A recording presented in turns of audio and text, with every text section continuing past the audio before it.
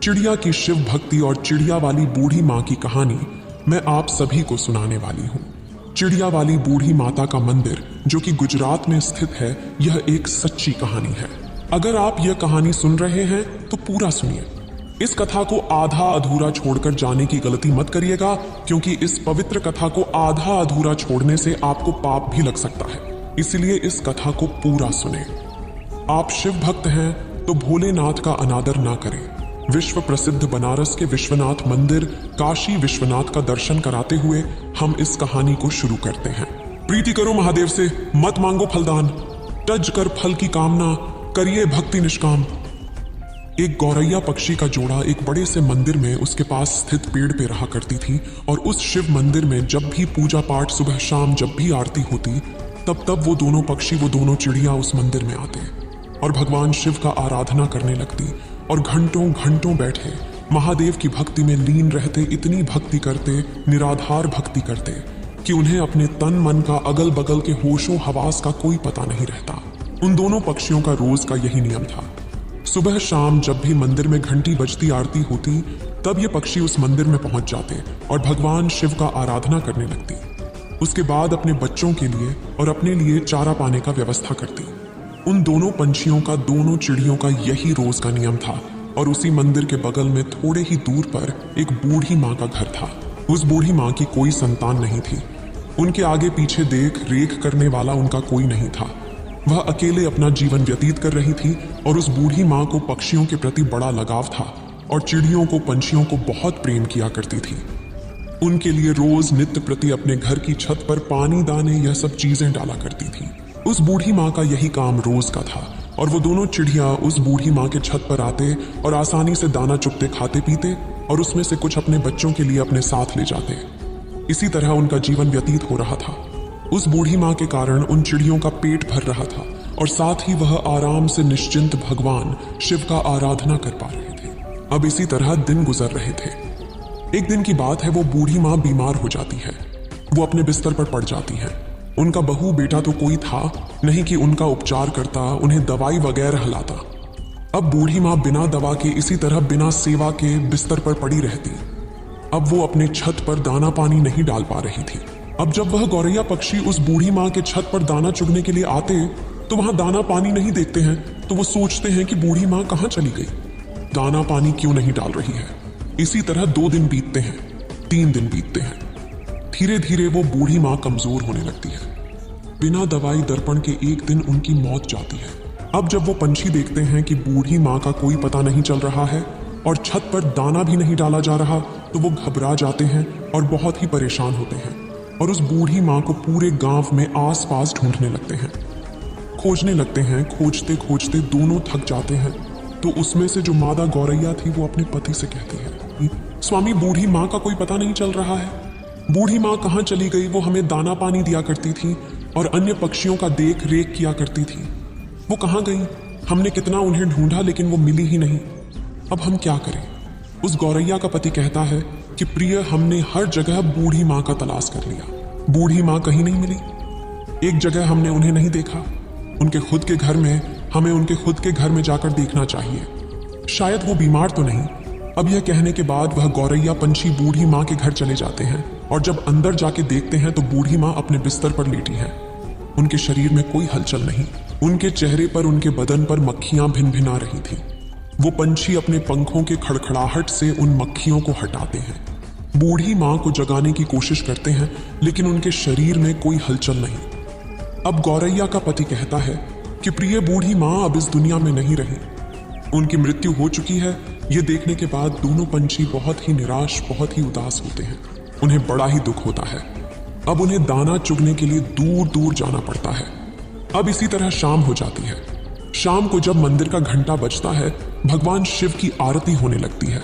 तब वो दोनों पंछी उस मंदिर में पहुंचते हैं और एक पैर पर खड़े होकर भगवान शिव का निराधार भक्ति करने लगते हैं, उनका जप करने लगते हैं।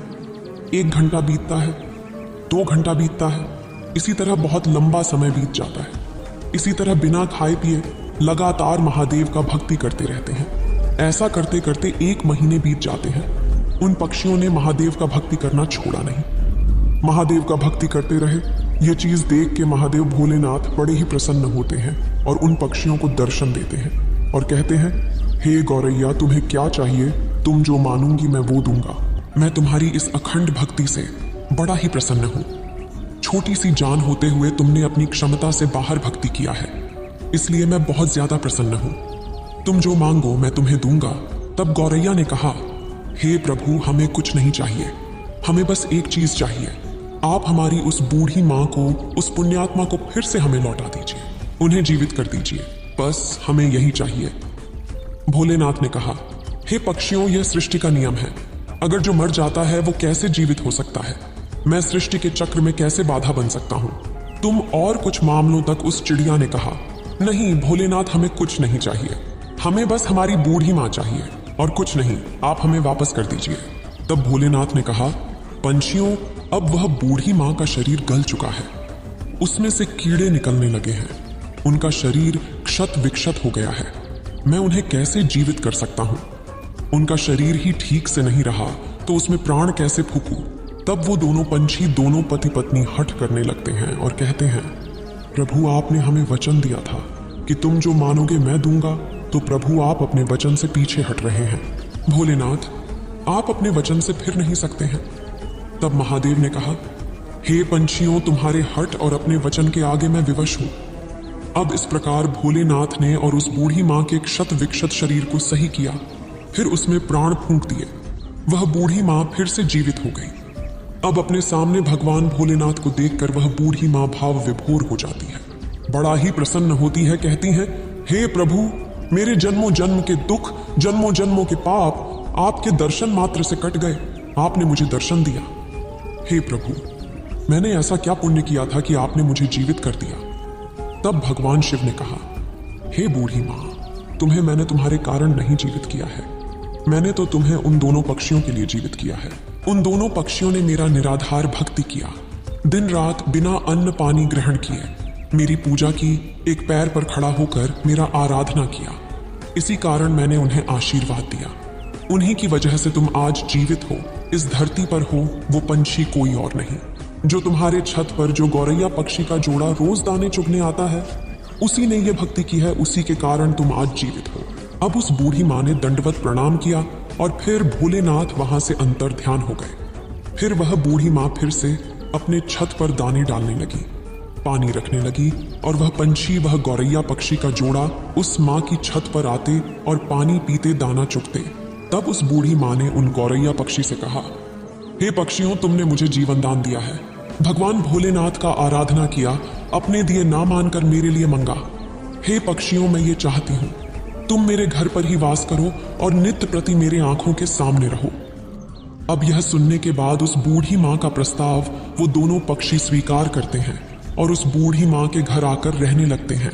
इसी प्रकार दिन बीतने लगते हैं और उस बूढ़ी माँ का चर्चा गांव गांव में फैलने लगता है, दूर दराज तक फैलने लगता है कि एक बूढ़ी माँ है जो मरकर भी जीवित हो गई और उनमें अजीब सी शक्ति आ गई है।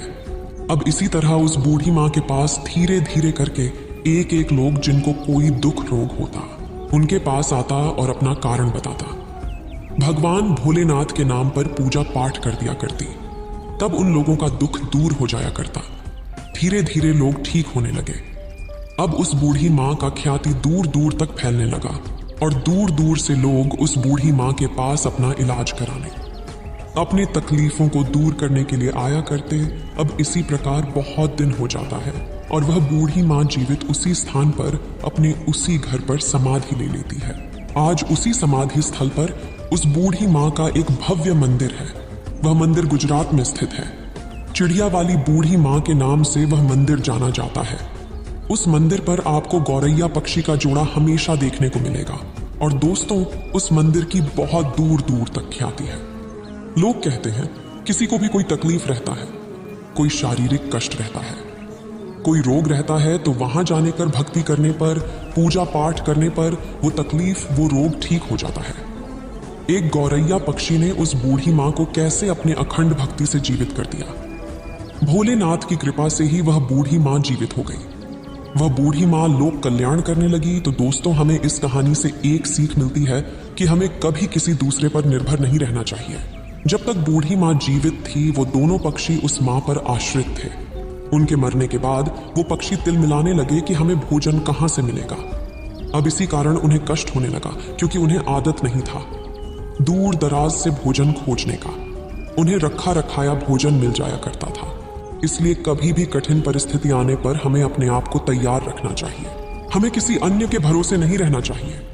आज वह व्यक्ति मेरे लिए है, कल नहीं रहेगा तो मैं अपने आप को कैसे संभालूंगा यह सोचना चाहिए कि हम अगर भगवान का सच्चे मन से निराधार भक्ति करेंगे तो हमें उस भगवान का दर्शन जरूर होगा, तो हमारे पाप जरूर कटेंगे, हमारा दुख अवश्य दूर होगा। बस जरूरत है तो मन में सच्ची श्रद्धा की, सच्ची भक्ति की, जो उस गौरैया पक्षी ने किया। करता करे न कर सके, शिव करे सो होए, तीनों लोक नौ खंड में महाकाल से बड़ा ना कोई। उम्मीद है आप सभी को यह वीडियो अच्छी लगी होगी। अगर आप शिव के सच्चे भक्त हैं तो चैनल को सब्सक्राइब और वीडियो को लाइक करके कमेंट में हर हर महादेव लिख दीजिए।